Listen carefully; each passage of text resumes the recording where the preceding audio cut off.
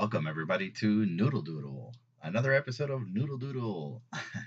Of course, this is the weekly podcast that I do where we talk about a lot of different things all related to artwork. So I have my 300 drawing prompt book in front of us, and we'll be drawing from that book while we just kind of hang out and talk about different things. This week, I wanted to talk about sketchbooks and all the different kinds of sketchbooks, the sizes, different types and models and paper and all that good stuff. And I wanted to talk about that, but at the time of this recording, it came out in the news that one of I not so much a hero of mine, but someone that I was influenced by passed away. I'm more of a Jack Kirby guy, and of course, me being an artist, I'm gonna side with the artist. but of course, Stan Lee was a force to be reckoned with. Um, he's a very talented person, of course, talented writer. He was at Marvel for a long time, and definitely part of my childhood. It's only later on that I discovered the battle that he had between, or the battle that existed between him and Jack Kirby, and I don't think that's the way he would want to be remembered. And I basically said it at the beginning so that it doesn't become the last thing I say about Stan Lee. But I started thinking, I'm like, man, there's no way I can do a podcast, you know, for 20 minutes about sketchbooks when when a legend has passed away. Um,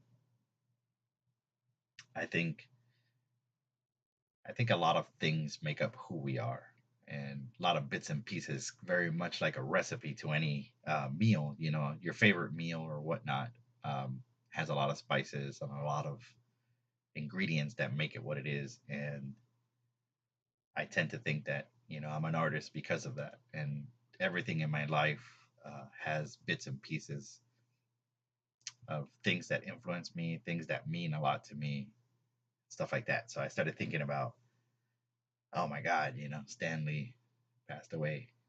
What a life, right? He had a great life. I got to I got to see him in several conventions that I went to or that I had a table at or something like that. And growing up, you read comics and you see comics and you look at the artist and you look at the writers, and yeah, that was a thing. I loved artwork by Kirby, by Jack Kirby, and stories written by Stanley. So I would see him, as an adult, and it's like, ah, there's Stan. And it was pretty cool. Uh, but it also got me thinking about how I got into comics. And for me, I remember as a kid going into a comic book store, a local comic book store that was that was in my neighborhood. And you're young. I want to say I was about 12, 13, might have been 13 years old. And we rode our bikes to this comic book store, which is like unheard of now, right? Who rides a bike anywhere, let alone like four or five kids riding bikes somewhere? But we did. And I remember walking in and seeing an issue of Wolverine 17. That was that was it. That was the cover. It had him kind of in the air swinging with his claws, sticking out. And one of the prompts in the book is comic book cover. And I remember seeing that comic book cover and I was drawn to it, right? It had just come out. It was like $2, $3, something like that. And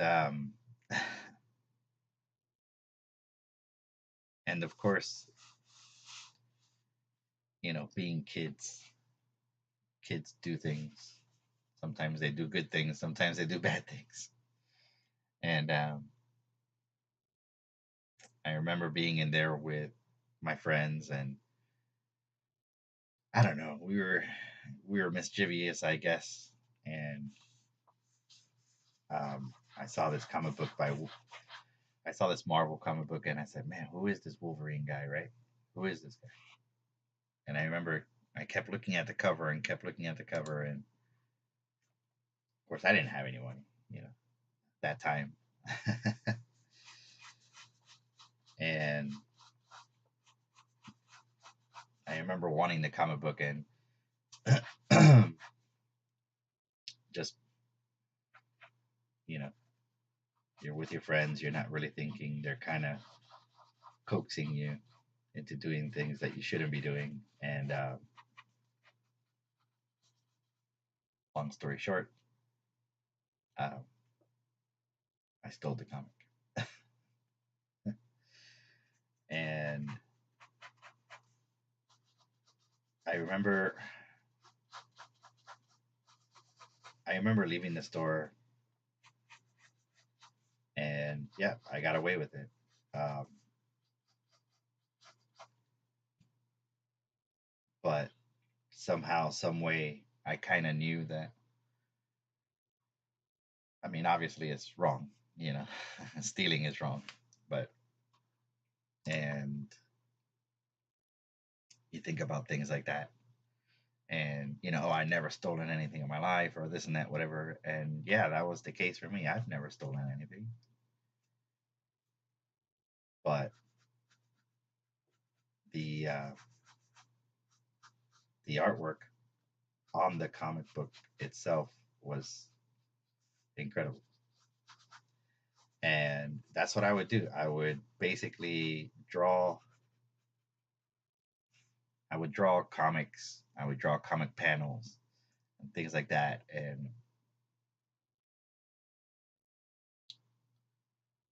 we left the comic book store. I had this comic in my hand, and it's brand new, just came out, and I took it home and I was drawing the cover. It's a very popular cover, and I just knew I was wrong. That's when I kind of understood the business side of things.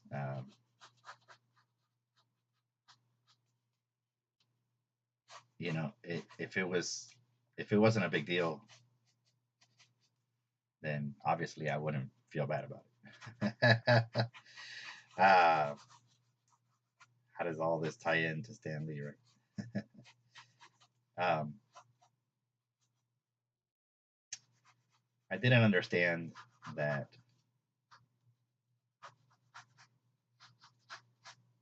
I didn't understand that that person was trying to make a living selling comics. I figure, well, he's got so many comics, he's not gonna miss this one. And of course, I feel horrible about it all, um, to the point where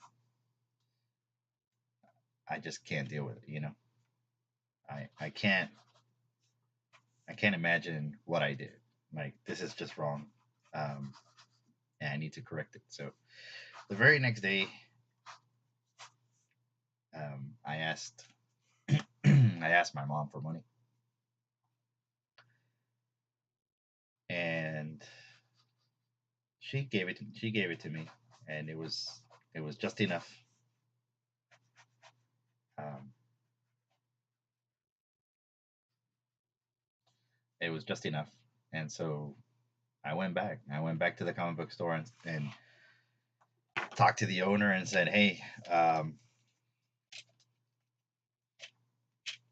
had the comic book in my hand. I was by myself, and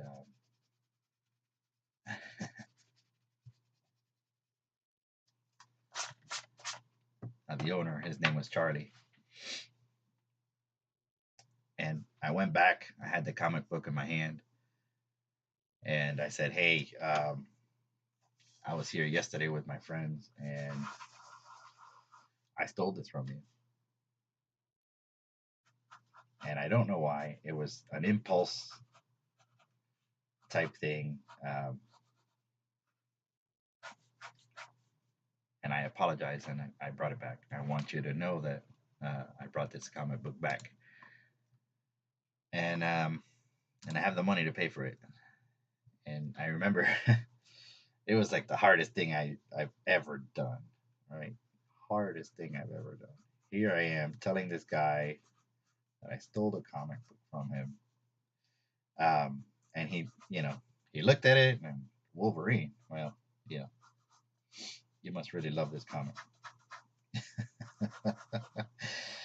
uh, Apparently, I don't know. I don't think Charlie was a. I don't think he was a Wolverine kind of guy. But I remember, man. I remember clear as day. It was like, yep, Wolverine issue 17. And I told him, I'm like, well, here, do you want it back? Do you want me to pay for it? I just want to make things right. And he said, well, if you like the comic book that much, uh,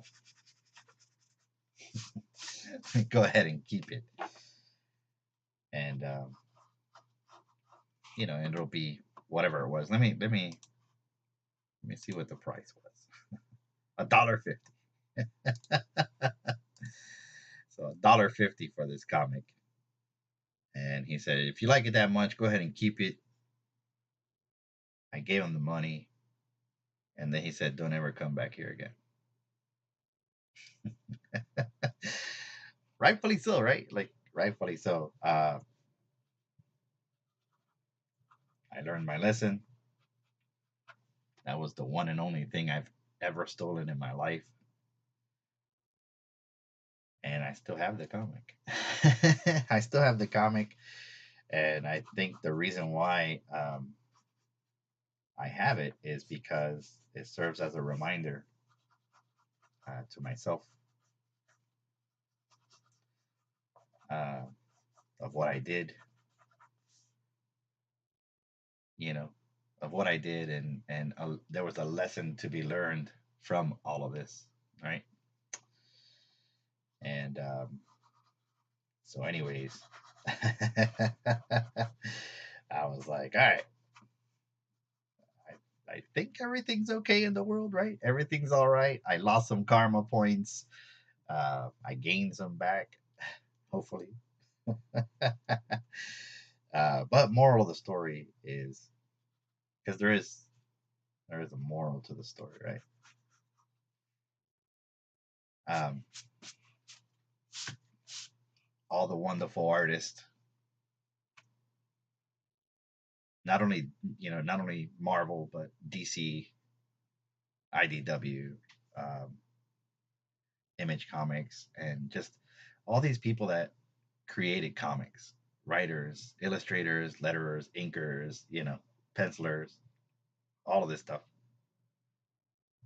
um, taught me a lot because I would draw comics. I would draw my superheroes, and it was Wolverine, it was X-Men, it was Fantastic Four, it was the Incredible Hulk, it was Batman, it was Superman, and Wolverine was one of those dudes that I just love to draw. I love to draw Wolverine because he was always very expressive with his claws and stuff like that. And today, when I heard about Stan Lee, I was like, wow, took me back. It took me back. Um, but I would certainly not want to rob those kinds of people for the things that they did and still do um, that mean a lot to me. So my love for superheroes and comics and all kinds of nerdy, geeky stuff actually came from that. And and um, I had to say something. I had to talk about it. I couldn't just go on talking about sketchbooks and this and that without mentioning something about Stanley. So obviously, rest in peace, Stanley. But also thank you, and Thank you for all those years of entertainment. all those all those comics that I keep in a box here. And I still read and I share them with my kids, and um, they're still very integral part of my life. So uh, obviously him, Jack Kirby, and several other comic book artists are spices in my soup, right? and of course, there's different artists that have drawn Wolverine and drawn all my favorite superheroes and and stuff like that. But I think a lot of it, yeah, a lot of it came from there, you know, and just the whole story of the creative side of things, and how him and Jack, did things, and it's just cool. It's just it's cool. Later on, I saw a documentary about the whole Jack Kirby and Stan Lee thing, and I understand it. There was like creative rights on who created what. Jack Kirby drew the Fantastic Four, but Stan Lee wrote the story. So who really did create it? In my mind, it's a co-creation. But in the long run, I guess they're gonna continue that argument in the far beyond. uh, but yeah, as a kid, I remember just sitting there for hours and hours, just drawing comics and working out my anatomy, and uh, just being influenced, by all of this, and of course, comics, you know, comics and thievery. Hey, it's the only one thing that I've stolen in my life, and I've made peace with it. I paid Charlie back. He told me to never come back, and I was there the next weekend. And I bought comics, and I got to know him, and we talk a lot about stories and different kinds of comics, and he never really threw me out. He never really threw me out, but to this day, I remember most summer days where it was raining, and I was in that comic book store, and I was looking at comics and just looking at the artwork, and just being enthralled by it all, and just I get it. I get it. And a lot of cool stories came from that, and a lot of great memories came from that. So, you can learn from a mistake the same way that you could look back and say, and be thankful. Be thankful for where you came from.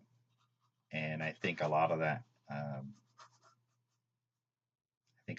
comes from that. So yeah, today just kind of, hearing the news and thinking about it, it's like, you know, it was, uh,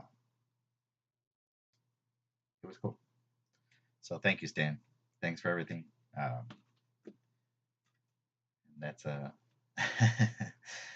little, not trying to be depressive or anything like that, but there's a little quick sketch of Wolverine. I'll probably finish this one up tonight before I go to bed. But there it is, comic book cover, and I remembered. Ooh, hopefully it focuses.